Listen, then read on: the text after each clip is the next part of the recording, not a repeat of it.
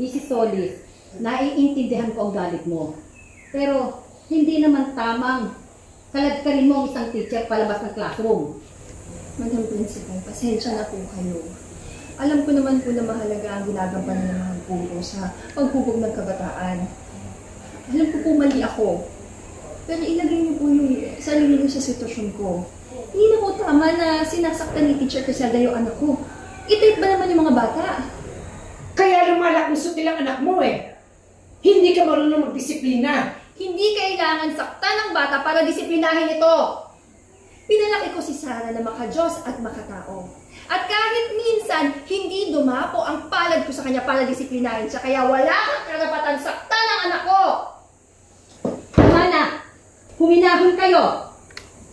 Mrs., nakikiusap ako. Huwag na po natin palakihin pa ang gulo. Kapag lumabas ang balitang ito, ang school natin ang masisira. Ayaw kong maapektuhan ang pag-aaral ng mga students.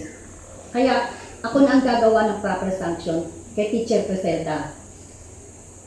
She is going to be suspended for a month. Walang sweldo. At ire-recommend ko din na magpa-counseling siya para hindi na maulit ang insidenteng ito. Sana magtanda siya.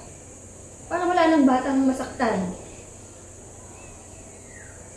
Leona, ako? Isususpend mo?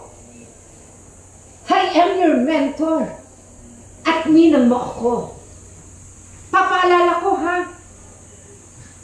Ako ang nag-recommend sa iyo sa division para maging principal ng school na to. Tapos, ganito ang susukli mo sa akin?